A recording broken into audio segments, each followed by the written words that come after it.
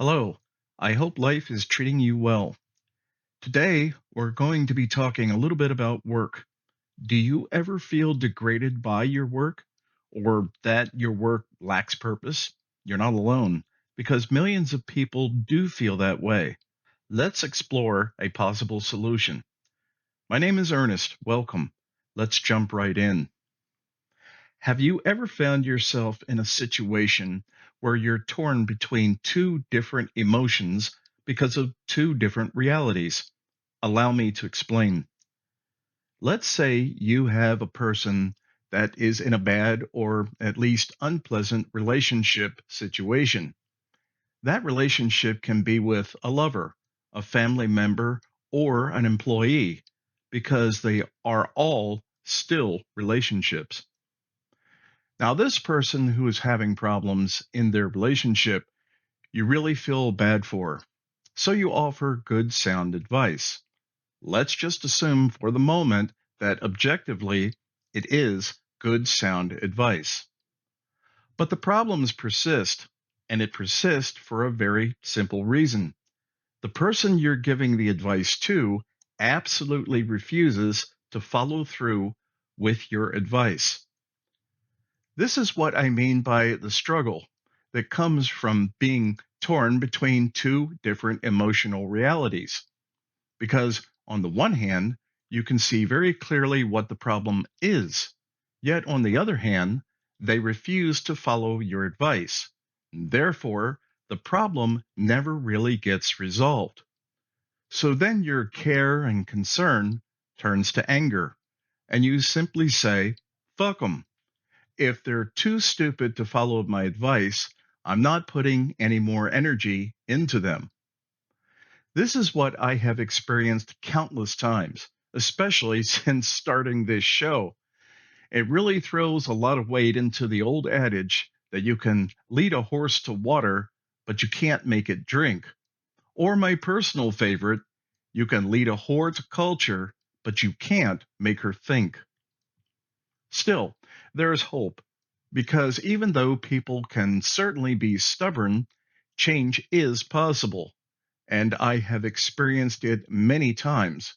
And when I do, it really invigorates me, you might say, to keep proselytizing about the virtues of advanced perception. So, with that in mind, as the old saying goes, once more into the breach, let's start by defining work. Now, of course, I'm not talking about the technical definition of work from an engineering and or physics point of view. I'm simply defining work as something you have to do in order to survive.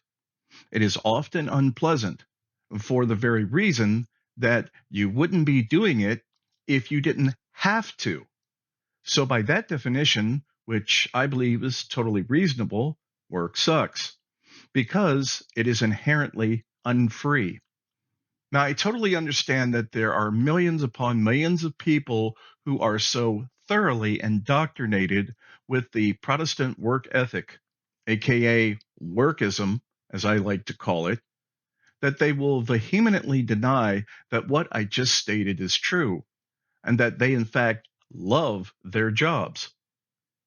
Just bear in mind, there is still a sizable number of people on this planet who still actually believe that the world is flat or that Bigfoot, especially here in the Pacific Northwest, actually exist.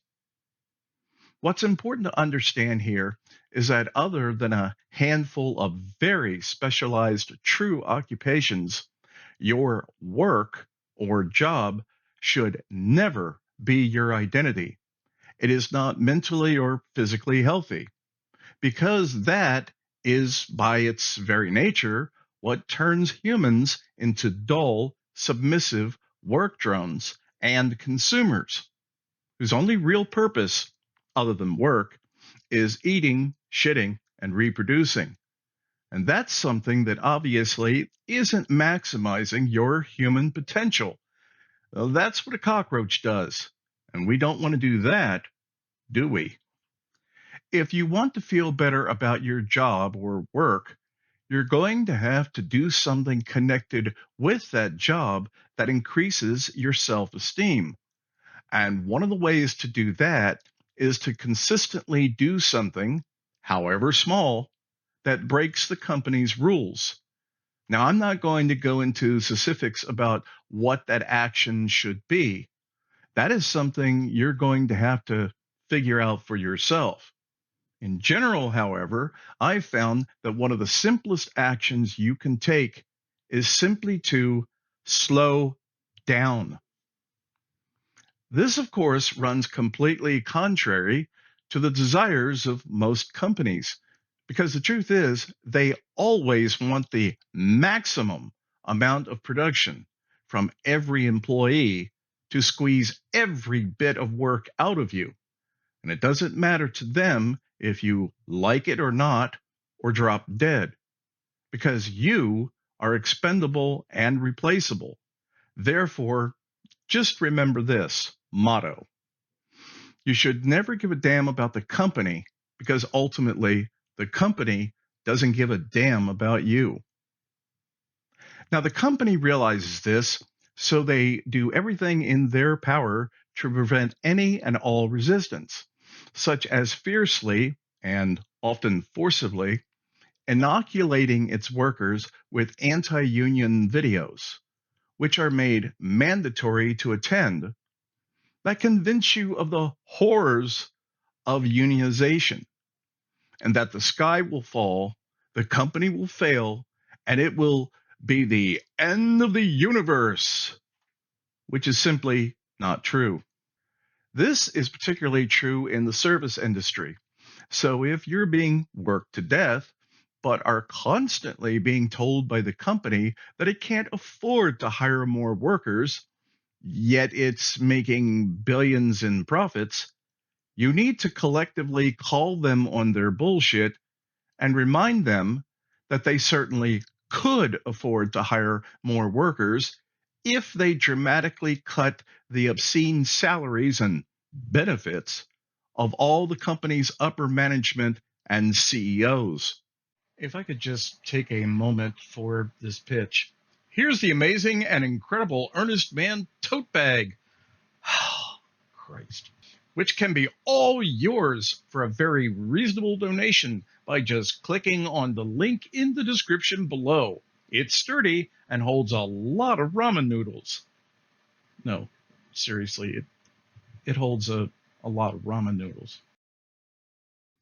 So, in case I haven't made this clear, there are many ways that you can and should make a statement about this on your job. Now, I fully sympathize with the way they're mistreating you, but me and millions of others are not willing to feel your pain if you're not willing to go beyond bitching and moaning about how unfair the company is, yet you're not actually doing anything about it. And no, walking around carrying signs or little feel good speeches here and there does not constitute doing something. Because if that were the case, all the people that have been doing that for the last 40 plus years would have succeeded. And many folks out there wouldn't have to be working two or more jobs a day just to fucking survive. I don't wish to offend you, but if you're foolish and or brainwashed enough to believe that the corporation cares about you and has your best interest in mind, and that prosperity is going to trickle down to you any day now, I can only say that you're being delusional. And if you continue to do what you've always done, you will always get what you always got. Well, I hope you found this helpful or interesting. And if you have any questions, you can reach out to me via my website link in the description below. And if you really want to give me a compliment, telling a friend about the show would be the best compliment, besides subscribing, you could ever give me. Until next time, this is Ernest, and that's all I've got for today.